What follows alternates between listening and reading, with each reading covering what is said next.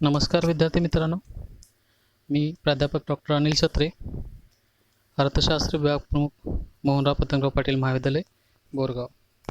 आज आपण राष्ट्रीय उत्पन्न, की ज्याला आपण नॅशनल इन्कम असं म्हणतोय, ही संकल्पना, त्याचबरोबर त्याच्या व्याख्या, तसेच राष्ट्रीय उत्पन्नाशी निगडीत असणाऱ्या विविध संकल्पना याचा अभ्यास करणार आहोत. सर्वप्रथम राष्ट्रीय उत्पन्नाच्या व्याख्या. आज आपण बऱ्याच ठिकाणी राष्ट्रीय उत्पन्न, GDP, GNP या संकल्पना ऐकत असतो, पण नेमकं राष्ट्रीय उत्पन्न म्हणजे काय आणि राष्ट्रीय उत्पन्नाच्या संकल्पना पाहत असताना GDP, GNP याच्यामध्ये नेमका काय फरक असतोय, काय फरक आहे, या अनुषंगानं हा घटक चर्चा करणार आहोत. अल्फ्रेड मार्शल यांनी दिलेली जी व्याख्या आहे, उत्पादित होणाऱ्या मूर्त आणि अमूर्त वस्तू व सेवांचे निव्वळ राष्ट्रीय उत्पादन म्हणजे राष्ट्रीय उत्पादन होय. म्हणजे या ठिकाणी मूर्त आणि अमूर्त, जे डोळ्यांनी दिसणाऱ्या, न दिसणाऱ्या वस्तू व सेवा या स्वरूपात जे काही उत्पादन अर्थव्यवस्थेमध्ये होत असतं, त्याला राष्ट्रीय उत्पादन असं म्हटलं जातं. त्याच्यानंतर प्राध्यापक पिगू यांनी राष्ट्रीय उत्पन्नाची दुसरी व्याख्या दिलेली आहे, की ज्यामध्ये त्यांनी असं म्हटलेलं आहे की समाजाच्या वस्तुनिष्ठ उत्पन्नाचा जो भाग पैशात मोजला जातो त्यास राष्ट्रीय उत्पादन असे संबोधले जावे. याचा अर्थ ज्या राष्ट्रीय उत्पन्नाचं किंवा ज्या वस्तुनिष्ठ उत्पन्नाचा जो भाग पैशामध्ये मोजला जातो, की ज्या वस्तू व सेवा पैशामध्ये ज्याची देवाणघेवाण झालेली असते, त्याचाच समावेश राष्ट्रीय उत्पन्नामध्ये करावा, अशा प्रकारची व्याख्या प्राध्यापक पिगू यांनी दिली. याचा अर्थ या व्याख्येनुसार वस्तू विनिमय पद्धतीनुसार आजही ग्रामीण भागामध्ये जे काही व्यवहार होत असतात, त्या माध्यमातून झालेल्या व्यवहाराचा समावेश राष्ट्रीय उत्पन्नामध्ये होऊ नये, अशा प्रकारची व्याख्या दिलेली आहे. त्यानंतर तिसरी एक महत्त्वाची व्याख्या, राष्ट्रीय उत्पन्नाच्या व्याख्या पाहत असताना प्राध्यापक फिशर यांची एक व्याख्या त्यांनी दिलेली आहे. किती वस्तू व सेवा उत्पादित झाल्या, जे फिशर म्हणतात की वस्तू व सेवा किती उत्पादित झाल्या याच्यापेक्षा किती वस्तू व सेवांचा उपभोग घेतला गेला हे राष्ट्रीय उत्पादनाच्या दृष्टिकोनातून महत्त्वाचे ठरतं. म्हणजे उपभोग महत्त्वाचा आहे. उत्पादन किती झाल्या, एक विशिष्ट कालखंडामध्ये समजा 1000 वस्तू उत्पादित झालेल्या असतील, तर त्याला सर्वच वस्तूंना राष्ट्रीय उत्पादन न म्हणता त्यापैकी ज्या वस्तू व सेवांचा त्या वर्षामध्ये उपभोग घेतला गेला त्यालाच राष्ट्रीय उत्पादन म्हणावं, अशा प्रकारची तिसरी व्याख्या प्राध्यापक फिशर यांनी दिलेली आहे. त्यानंतर राष्ट्रीय उत्पन्नाची व्याख्या पाहत असताना राष्ट्रीय उत्पन्न समितीने एक व्याख्या दिलेली आहे, आणि त्या व्याख्येचा विचार करत असताना उत्पादित झालेल्या सर्व वस्तू व सेवांची, अर्थव्यवस्थेमध्ये उत्पादित झालेल्या सर्व वस्तू व सेवांची द्विरावृत्ती टाळून, याचा अर्थ दुहेरी गणना न करता, दुहेरी मापन न करता केलेलं मोजमाप म्हणजे राष्ट्रीय उत्पादन. म्हणजे राष्ट्रीय उत्पन्नाचं मोजमाप करत असताना द्विरावृत्ती, वस्तू व सेवांची द्विरावृत्ती टाळणं किंवा दुहेरी गणना टाळणं आवश्यक आहे, अशा प्रकारची व्याख्या राष्ट्रीय उत्पन्न समितीने केलेली आहे. याचा अर्थ एखाद्या वेळेस राष्ट्रीय उत्पन्नाचं मोजमाप करत असताना आपण फक्त अंतिम वस्तू जर विचारात घेतल्या, अंतिम वस्तू याचा अर्थ ज्या वस्तू शेवटी उपभोगासाठी वापरल्या जातात. जर समजा आपण ऊसापासून साखर बनवली असेल तर साखर ही अंतिम वस्तू असेल, पण तो ऊस जर डायरेक्ट आपण सेवन करत असू तर ऊस हे अंतिम वस्तू असेल, साखर त्या ठिकाणी ऊसाचं मूल्य. पण ज्यावेळेस साखर बनते त्यावेळेस ऊसाचं मूल्य विचारात न घेता फक्त साखरेचं मूल्य विचारात घेतलं जाईल. याच ठिकाणी दुसरंही उदाहरण आपल्याला पाहता येईल, की समजा आपण गहू जर व्यक्ती डायरेक्ट सेवनासाठी घेत असेल तर गहू ही अंतिम वस्तू असेल, पण त्याच गव्हापासून जर बेकरी प्रोडक्ट तयार होत असतील आणि त्या बेकरी प्रोडक्टचं सेवन केलं जात असेल किंवा सेवनासाठी वापरले जात असतील, तर ते बेकरी प्रोडक्ट हे आपले फायनल गुड्स असतील आणि या ठिकाणी गव्हाची किंमत न विचार घेता फायनल गुडची किंमत विचारात घेणं आवश्यक आहे, अशा प्रकारची व्याख्या दिलेली आहे. आता या व्याख्यांच्या अनुषंगाने जर आपण विचार केला तर मार्शल आणि पिगो यांची व्याख्या वस्तू व सेवांचं उत्पादन किती होतं याच्यावरती भर देते. जे किती वस्तू उत्पादित झाल्या, किती सेवांचं उत्पादन झालं याच्यावरती भर देणाऱ्या या व्याख्या, याच्यावरून आपल्याला काय समजतं, अर्थव्यवस्थेमध्ये निर्माण होणारी संपत्ती, कारण त्यांनी उत्पादन विचारात घेतलेलं आहे, अर्थव्यवस्थेमध्ये किती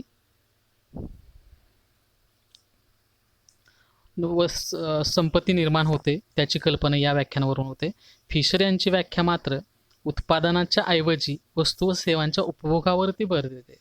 जे किती वस्तू उत्पादित झाल्या याच्यापेक्षा किती वस्तू व सेवांचा उपभोग घेतला गेला याच्यावरती भर देणारी फिशर यांची व्याख्या आहे. म्हणजेच फिशर यांच्या व्याख्येवरून लोकांच्या राहणीमान समजण्यास मदत होते, तर मार्शल आणि पिगो यांच्या व्याख्येवरून आपल्याला निर्माण होणाऱ्या संपत्तीची कल्पना येण्यास मदत होते. त्यानंतर राष्ट्रीय उत्पन्नाचा चक्रीय प्रवाह ही एक संकल्पना आहे. राष्ट्रीय उत्पन्नाची चक्रीय प्रवाह याचा अर्थ, राष्ट्रीय उत्पन्न ही प्रवाह संकल्पना आहे, ती एका घटकाकडून दुसऱ्या घटकाकडे उत्पन्न व खर्च स्वरूपात फिरत असल्याचं आपल्याला दिसून येतं. त्याचा विचार करत असताना आपल्या अर्थव्यवस्थेमध्ये दोन संस्था आहेत असं गृहीत धरलं, एक उद्योग संस्था, दुसरा कुटुंब संस्था. तर या दोन संस्थांमध्ये होणारा व्यवहार जो आहे त्याचा विचार केला तर उद्योग संस्था आपल्या उद्योग व्यवसायामध्ये वस्तू व सेवांचं उत्पादन करतात व त्या वस्तू व सेवांच्या उत्पादनाची पुरवठा कुटुंब संस्थांना करतात. आता या ठिकाणी कुटुंब संस्था या उद्योग संस्थांना या वस्तू व सेवांचं उत्पादन करण्यासाठी उत्पादनाचे घटक, की ज्याला आपण भूमी, श्रम, भांडवल आणि संयोजक म्हणतोय, 4 उत्पादन हे घटक महत्त्वाचे मानले जातात. तर हे 4 उत्पादनाचे घटक कुटुंब संस्था उद्योग संस्थेला पुरवत असते आणि त्याच्या मोबदल्यात उत्पादित झालेल्या वस्तू व सेवांचा पुरवठा उद्योग संस्था कुटुंब संस्थेला करत असतं. हा एक प्रवाह झाला. दुसऱ्या बाजूला कुटुंब संस्था, उद्योग संस्था कुटुंब संस्थांना वस्तू उत्पादनासाठी जे उत्पादनाचे घटक वापरले गेले, भूमी, श्रम, भांडवल, संयोजक, त्याचा मोबदला म्हणून खंड, वेतन, व्याज आणि नफा याचा पुरवठा कुटुंब संस्थेला करताना दिसून येते. त्याच ठिकाणी कुटुंब संस्था या प्राप्त झालेल्या उत्पन्नामधून उद्योग संस्थाकडून वस्तू व सेवांची मागणी करतात. त्या वस्तू व सेवा कुटुंब संस्थेकडे येतात व त्याच्या मोबदल्याच्या स्वरूपातील किमती ज्या आहेत त्या किमतीच्या स्वरूपात उत्पन्न परत उद्योग संस्थेकडे जातं. आता या ठिकाणी आपल्याला 2 मार्केट दिसून येतात. एक आहे घटक बाजार. या ठिकाणी आपण घटक बाजार, की ज्या घटक बाजारामध्ये एका बाजूला उत्पादनाचे घटक उद्योग संस्थेला कुटुंब संस्था पुरवतात आणि दुसऱ्या बाजूला त्याचा मोबदला उद्योग संस्थेकडून कुटुंब संस्थेकडे येताना दिसून येतो. आणि दुसरा बाजार आहे वस्तू बाजार, की ज्या बाजाराचा विचार करत असताना या बाजारामध्ये वस्तू व सेवांचा पुरवठा उद्योग संस्था कुटुंब संस्थांना करताना दिसून येतात आणि त्याच्या मोबदल्या स्वरूपात रक्कम जी आहे ती उद्योग संस्थेकडे जाताना दिसून येते. हा झाला राष्ट्रीय उत्पन्नाचा चक्रीय प्रवाह. म्हणजे राष्ट्रीय उत्पन्न हे साठा नसून प्रवाह संकल्पना आहे आणि ते चक्रीय स्वरूपात उद्योग संस्थेकडून कुटुंब संस्थेकडे आणि कुटुंब संस्थेकडून परत उद्योग संस्थेकडे या पद्धतीने फिरत असताना दिसून येतं. आता यानंतर आपण राष्ट्रीय उत्पन्नाच्या काही संकल्पना पाहणार आहोत, की ज्याच्यामध्ये आपला नेहमीच गोंधळ होताना दिसतो. GDP म्हणजे काय, gross domestic product, GNP gross national product, NDP, NNP, त्यामधील असणारा फरक, त्याचबरोबर कॅपिटल पर कॅपिटा इन्कम यासारख्या काही संकल्पना आपण या अनुषंगानं चर्चा करणार आहोत. सर्वप्रथम आपण पाहतोय एकूण देशांतर्गत किंवा स्थूल देशांतर्गत उत्पादन, की ज्याला आपण ग्रॉस डोमेस्टिक प्रोडक्ट असं म्हणतोय. या ठिकाणी डोमेस्टिक हा शब्द खूप महत्त्वाचा आहे. डोमेस्टिक याचा अर्थ देशांतर्गत. ही संकल्पना जर आपण समजून घेतली तर होणारा गोंधळ आपला हा कमी होण्यास मदत होते.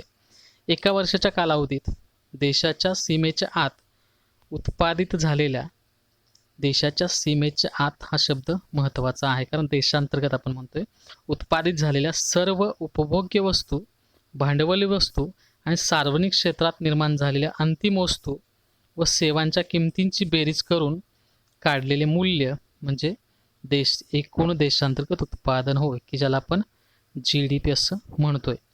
याचा अर्थ देशाच्या सीमेच्या आत जे काय वस्तू भांडवली असतील, उपभोग्य असतील किंवा सार्वजनिक क्षेत्रातली वस्तू, अंतिम वस्तू व सेवांची निर्मिती होते, त्यांच्या किमतींची बेरीज करून आम्हाला GDP प्राप्त होतो, की ज्याला आपण GDP ग्रॉस डोमेस्टिक प्रोडक्ट किंवा स्थूल देशांतर्गत उत्पादन असं म्हटलं जातं. या ठिकाणी देशाच्या सीमेच्या आत हा शब्द खूप महत्त्वाचा आहे. देशाच्या सीमेच्या आत, व त्याच्यामध्ये काही भारतीय असतात, भारताच्या सीमेच्या आत जर विचार केला तर, आणि काही परकीय असतात. या सर्वांनी उत्पादित केलेल्या वस्तू म्हणजेच आपला एक स्थूल देशांतर्गत उत्पादन होय. त्यानंतर 2020च्या आकडेवारीनुसार जर आपण विचार केला तर भारताचा रँक जो आहे GDPच्या अनुषंगाने आज भारत 5व्या क्रमांकाला असल्याचं दिसून येतं. आता या GDPच्या अनुषंगानं युनायटेड स्टेट पहिला क्रमांक आहे. GDP बिलियन डॉलरमध्ये या ठिकाणी दाखवलेला आहे. आणि त्याचा विचार करत असताना युनायटेड स्टेट पहिला रँक, चायना सेकंड, जपान आज तिसऱ्या रँकला आहे, जर्मनी चौथ्या आणि भारत हा 5व्या रँकवरती असल्याचं दिसून येतं. त्यानंतर निव्वळ देशांतर्गत जेव्हा आपण GDP संकल्पना पाहतो, त्याच्यानंतर नेट डोमेस्टिक प्रोडक्ट ही एक संकल्पना येते. स्थूल देशांतर्गत उत्पादनामधून घसारा वजा जातात जी रक्कम शिल्लक उरते त्यास निव्वळ देशांतर्गत उत्पादन असं म्हटलं जातं. GDP वजा घसारा म्हणजे NNP किंवा त्याला NDP, इथं NDP हवा आहे, GDP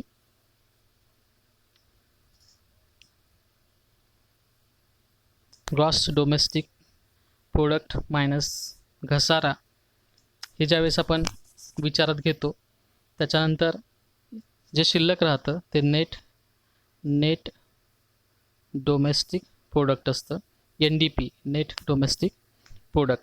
आता घसारा याचा अर्थ वस्तू व सेवांचं उत्पादन घेत असताना ज्या काही उत्पादनाची सामग्री वापरली जाते, यंत्रसामग्री वापरली जाते, त्याची होणारी झीज आणि ती झीज भरून काढण्यासाठी केली जाणारी तरतूद त्याला आपण घसारा म्हणतोय. ही रक्कम वजा केल्यानंतर जे काही शिल्लक राहतं त्याला आपण निव्वळ देशांतर्गत उत्पादन किंवा नेट डोमेस्टिक प्रोडक्ट असं म्हटलं जातं. समजा आपला GDP 10,000 रुपये असेल आणि त्या ठिकाणी त्या GDPचं म्हणजे त्या वस्तू आणि सेवांचं उत्पादन घेण्यासाठी आम्हाला 1,000 रुपये जर झीज खर्च येत असेल तर 10,000 रुपये वजा 1,000 9,000 आपला नेट डोमेस्टिक प्रोडक्ट असेल. त्यानंतर तिसरी संकल्पना आहे ग्रॉस नॅशनल प्रोडक्ट. आपला GDP आणि GNP मध्ये खूप गोंधळ होतोय. नेमका GDP काय आणि GNP काय आणि त्याच्यामध्ये नेमका काय फरक आहे. आता GDP मध्ये आपण पाहिलं की देशाच्या सीमेच्या आत होणारं उत्पादन. आता त्याच्या पुढे जाऊन स्थूल राष्ट्रीय उत्पादन, GDP विचारात घेत असताना फक्त देशाच्या सीमेच्या आत होणारं उत्पादन आपण विचारात घ्यायचं आहे.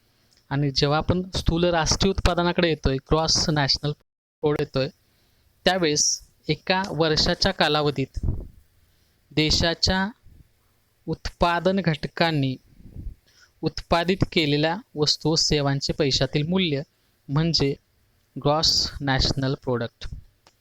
याचा अर्थ GDP मध्ये देशाच्या सीमेच्या आत जे उत्पादन होतं त्याचा विचार करायचा आहे आणि राष्ट्रीय उत्पादनामध्ये देशाच्या उत्पादन घटकांनी म्हणजे भारतीय भूमी, श्रम, भांडवल आणि संयोजक या घटकांनी जे उत्पादन केलेलं आहे त्याचा विचार आपण स्थूल राष्ट्रीय उत्पादनामध्ये करायचा आहे. आणि याचा विचार करत असताना या दोन संकल्पना पाहत असताना देशाच्या सीमेच्या आत आणि देशाच्या उत्पादन घटकांनी या पद्धतीने जर आपण त्या संकल्पना पाहिल्या तर त्यामध्ये फारसा गोंधळ होण्याची शक्यता राहत नाही. त्यानंतर निव्वळ राष्ट्रीय उत्पादन आपण GDP मधून घसारा वजा केला GNP मिळाला, GDP मधून घसारा वजा केला NDP मिळाला. त्याच पद्धतीनं निव्वळ राष्ट्रीय उत्पादन म्हणजे काढत असताना GNP स्थूल राष्ट्रीय उत्पादन म्हणजे देशाच्या उत्पादन घटकांनी जे काही प्रोडक्शन केलेलं आहे त्याच्यामधून घसारा वजा केल्यानंतर जे काही शिल्लक राहतं ते नेट नॅशनल प्रोडक्ट असतं. जे आपल्या देशातील उत्पादन घटकांनी देशामध्ये भारताच्या सीमेच्या आत त्याचबरोबर अन्य देशांमध्ये जे काय उत्पादन घेतलेलं आहे, कारण ते आपलं नॅशनल इन्कम असतं. नॅशनल इन्कममध्ये फक्त भारतीय उत्पादन घटक यांचा विचार करून आपण त्याचं काउंटिंग करतोय. त्याच्यामधून घसारा वजा केला. घसारा फक्त भारतीय उत्पादकांचाच असेल. GNPच्या बाबतीत जे काय उद्योग कार्य करतात त्यांचा घसारा असेल, आणि त्याचा विचार करून तो वजा केल्यानंतर जे शिल्लक राहतो तो आपला नेट नॅशनल प्रोडक्ट असणार आहे. त्याच्यानंतर या GDP आणि GNP मध्ये नेमका फरक काय, आपण एक साध्या उदाहरणाच्या माध्यमातून क्लिअर करणार आहे. ते क्लिअर करून घेण्यासाठी आपण एक चार्ट बघतोय की ज्याच्यामध्ये आपण USA आणि UK या दोन देशांचा GDP आणि GNP या अनुषंगानं चर्चा करणार आहे. आता हा USA आहे आणि हा UK आहे. आता या ठिकाणी USAचा GDP काय आहे, त्याच्या खाली एक वाक्य दिलेलं आहे, एव्हरीथिंग मेड हिअर. याचा अर्थ काय, एव्हरीथिंग मेड हिअर, जे काही USA मध्ये तयार होतं ते USAचा GDP असणार आहे. क्लिअर झालं. आता सेम त्याच पद्धतीनं UKचा GDP काय, UKचा GDP पाहत असताना UKचा हा UK आहे आणि त्याच्या खाली एक वाक्य लिहिलं, एव्हरीथिंग मेड हिअर. याचा अर्थ जे काय UK मध्ये प्रोडक्ट होतं, तयार होतं, त्याला आपण UKचा GDP म्हणायचं आहे. हा झाला GDP. UKचा GDP याचा अर्थ देशाच्या सीमेच्या आत जे काय उत्पादन होतं ते, त्याच्यामध्ये त्या देशाचे उत्पादक आहेत, अन्य देशांचे उत्पादक आहेत. आता हे पाहिल्यानंतर आपण GNP बघणार आहे. आता USAचा GNP काय असेल, या ठिकाणी आपण USAचा GDP बघितला. आता GNP बघणार आहोत. USAचा GNP याचा अर्थ फोर्ड कंपनी ही USAची कंपनी आहे. ती USA मध्ये पण प्रोडक्शन घेते आणि UK मध्ये पण प्रोडक्शन घेते. या दोन्ही देशातील या कंपनीचं जे काय प्रोडक्शन आहे, जे काय उत्पादन आहे, ते USAचा GNP आहे. इथं क्लिअर होतं.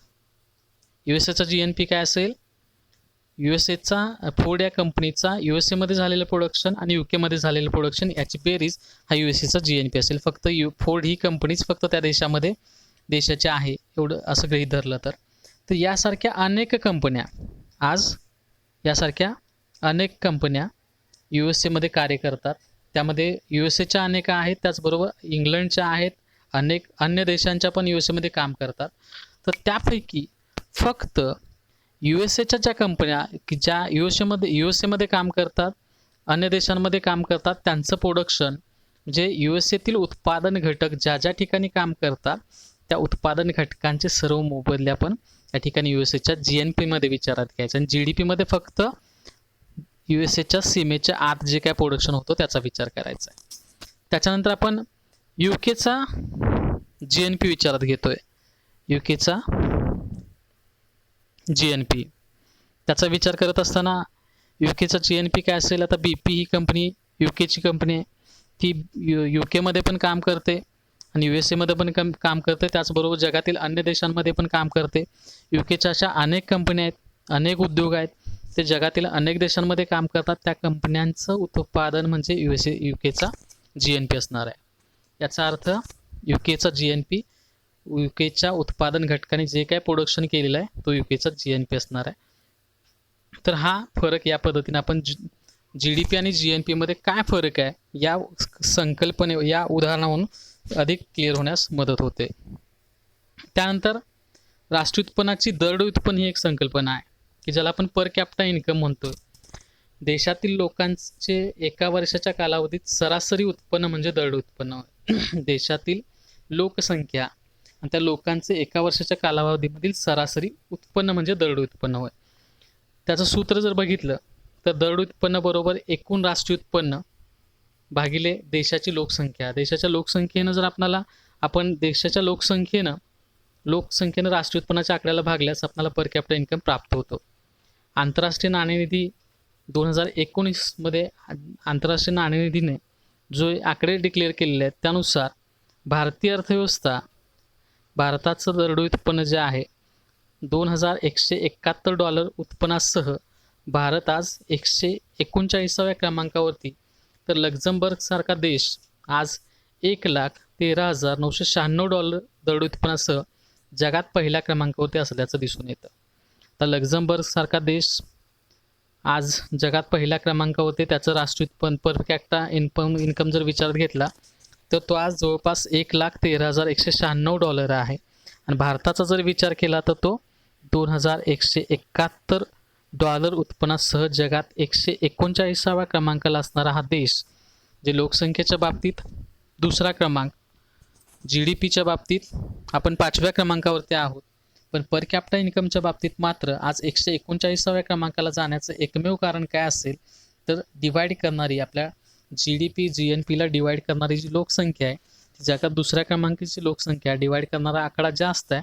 त्यामुळे पर कॅपिटा इन्कमच्या बाबतीत आपल्या देशाची जी स्थिती आहे ती 139व्या क्रमांकाची असल्याचं दिसून येतं. तर आज आपण राष्ट्रीय उत्पन्नाच्या अनुषंगानं राष्ट्रीय उत्पन्न म्हणजे काय, राष्ट्रीय उत्पन्नाच्या व्याख्या, त्याचबरोबर राष्ट्रीय उत्पन्नाच्या संकल्प, चक्रीय प्रवाह, उद्योग संस्था आणि कुटुंब संस्था या दोन संस्थांमध्ये राष्ट्रीय उत्पन्नाचा प्रवाह कसा राहतोय हे पाहिलेलं आहे. त्याचबरोबर GDP, GNP, NDP, NNP आणि पर कॅपिटा इन्कम यासारख्या संकल्पनांची चर्चा केलेली आहे. अर्थशास्त्रातील यासारख्या अनेक संकल्पना, त्याचबरोबर अपडेट्स यापुढे आपण नेहमीच देणार आहोत.